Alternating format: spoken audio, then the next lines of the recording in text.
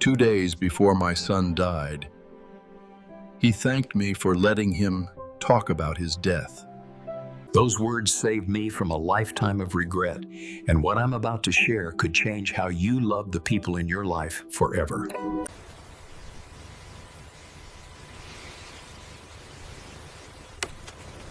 I'm 79 years old now. 10 years ago, I lost my son, Michael. He was only 52. Cancer took him in 6 months, and those 6 months taught me more about living than the previous 7 decades combined. But this isn't just a story about loss. It's about a gift. The gift of a conversation that most families never have. And I'm sharing this because I believe it could help you, whether you're facing loss right now or whether you still have time to have these conversations with the people you love.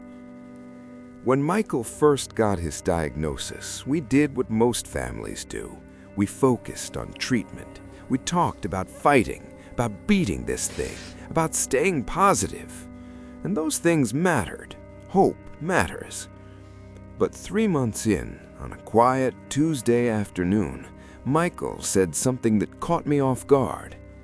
"Dad," he said, "can we talk about what happens if the treatment doesn't work?"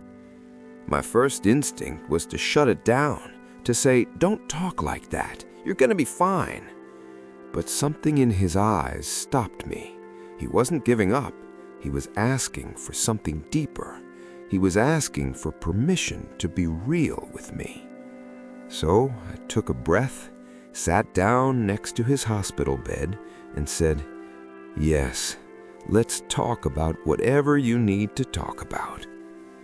Over the next 3 months, Michael and I had conversations I'd never imagined we'd have, not just once, but many times, sometimes in the hospital, sometimes at home, sometimes at 2 a.m. when the fear was loudest.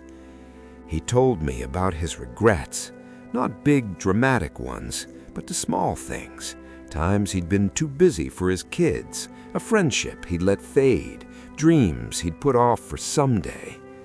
But more importantly, he told me what mattered, what made him proud, the moments he cherished, the way his daughter laughed, the feeling of the morning sun on his face, the way his wife still held his hand after 28 years.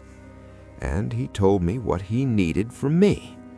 He needed me to promise I'd help his wife with the hard days ahead. He needed me to tell his children stories about him, the funny ones, the real ones. He needed me to know that he wasn't afraid of dying itself, but he was afraid of being forgotten, of his life not mattering. I promised him all of it, and then I shared things I'd never said out loud. How proud I was of him, how he'd made me a better father by being a better father himself, how some of my happiest memories were just ordinary Sunday afternoons with him. We cried, we laughed, we sat in silence, and in those conversations, something sacred happened. That moment changed everything. Here's what I didn't understand before Michael got sick. End-of-life conversations aren't about giving up. They're about showing up. They're not about death. They're about life, about what matters, about love in its purest form. When we avoid these conversations, we think we're protecting each other. But what we're really doing is leaving things unsaid. We're letting fear steal our last chance to truly know and be known. 2 days before Michael died, he was in and out of consciousness, but in a clear moment, he squeezed my hand and said, "Dad, thank you for letting me talk about dying. It made living these last months so much better." Those words still haunt me, but not in a painful way. They haunt me because they changed everything I thought I knew about love, courage, and what it means to truly be there for someone. They haunt me because I almost said no to that first conversation. I almost shut him down, changed the subject, insisted on false optimism. And if I had, I would have missed the most important conversations of my life. I know why we avoid talking about death and dying. I used to avoid it too. We think it's depressing. We think it'll take away hope. We think if we don't talk about it, maybe it won't happen. We think we're protecting our loved ones from pain. But here's the truth I learned. Avoiding these conversations doesn't protect anyone. It isolates us. It leaves us scrambling to make impossible decisions in crisis moments. It leaves things unsaid that should have been said.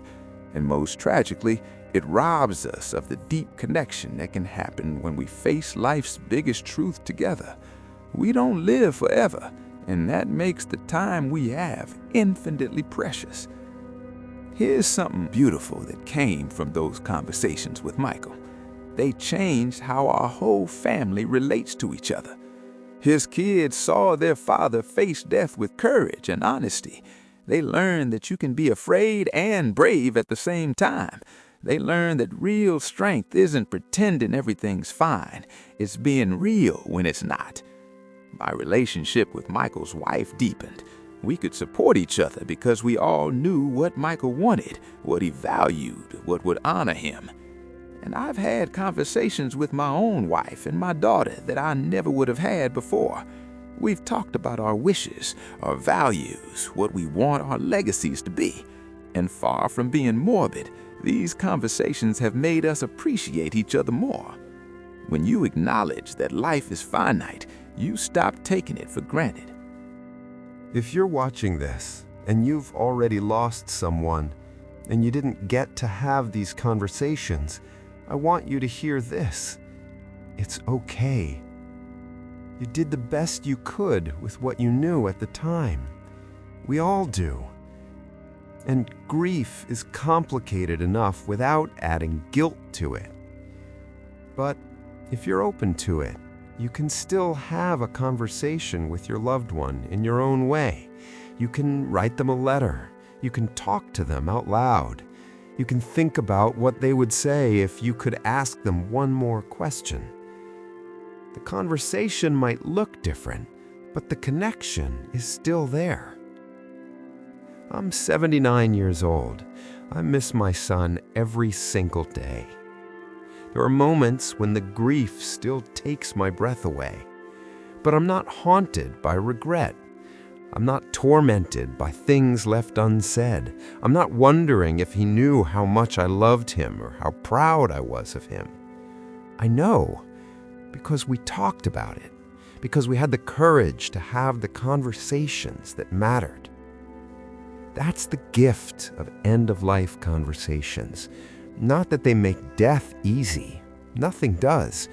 But they make life richer. They make love more real. They make the time we have together more meaningful. So, if there's someone in your life you love and you've been avoiding these conversations, I want to encourage you, start today. Not someday, today. You don't have to have all the answers. You just have to show up, to listen, to be real. Because the conversations we're most afraid to have are often the ones that matter most. And trust me, when the time comes, and it comes for all of us, you won't regret having these conversations. You'll only regret not having them sooner.